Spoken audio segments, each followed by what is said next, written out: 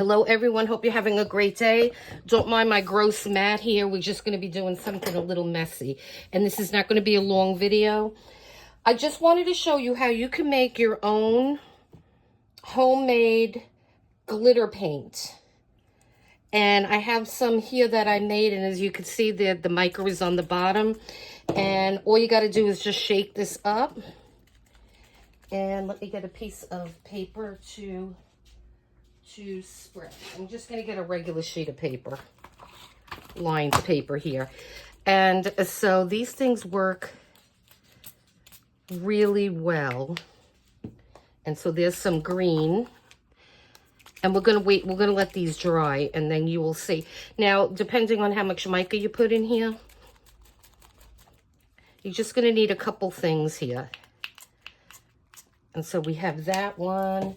And then the last one here, let's try this. I had these glass bottles too. These are great for this kind of thing too.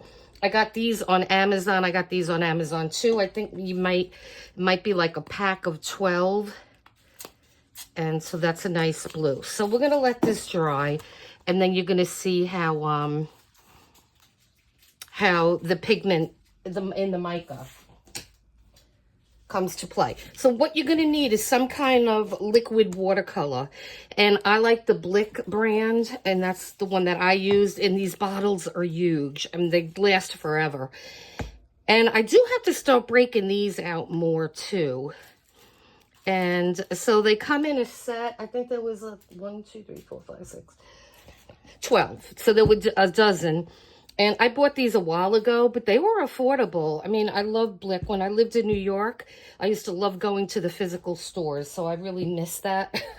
I'm in the South now, and there are no physical stores, but I always order from them online. It's a great company, and I'm not affiliated with them at all. So then the mica that I'm using on this is mica powder that you would use when you're making soap products. And it's really nice. And again, I have this a long time, and you get all these little individual, I mean, there's a lot of mica in here. We could even use this for the project that we were working on the other day. You know, when we were putting the mica on the masterboard and then putting the wax on top. You could certainly do that. And so I am just going to show you fast how to make one of these. Let me just pick a color. Let's do, I don't have a red. So let's do, this is red. And let's see what color we want to put in the red. I even have a black out. I want to kind of try to do that. What color is this?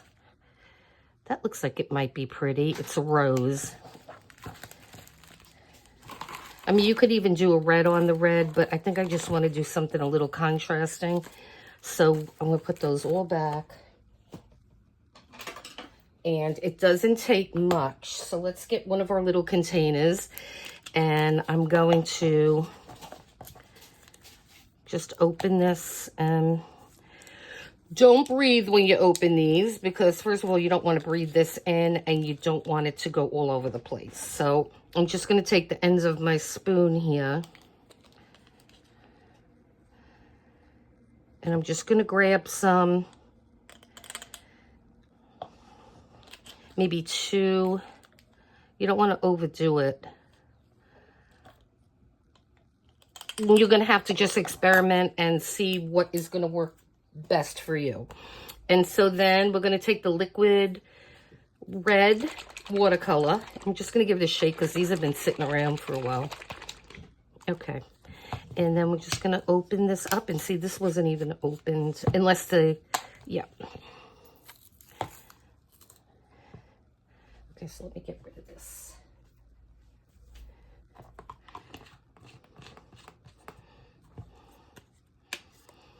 And so then you're just going to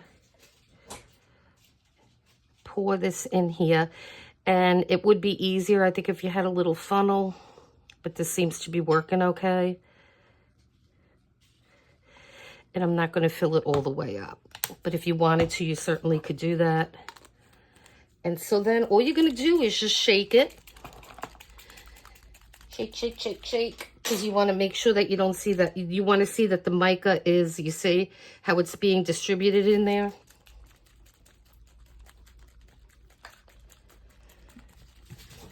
Let me get a sheet of, I have watercolor paper right here. So let's use this and we'll spray a little bit of these on. Okay. So let's do our red that we just did. And see, these things are great. Excuse me. And then we'll do our pink again. And I mean, cost-wise, these are going to be cost-effective. Because I can't remember what this set cost. But the mica sprays, they're a little on the expensive side. But this is certainly cheaper. And you could probably mix some water in this watercolor paint too. And I'm thinking that I might have done that. But for now, I'm just going to do it this way. And this is stuck now. I'll have to run that through some water. And this is just a light color. Okay, so we're just going to put a little bit of the blue.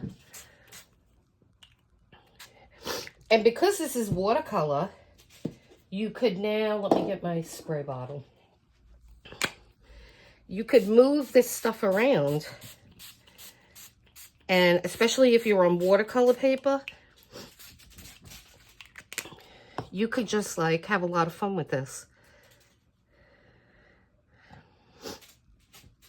And you've made your own mica sprays.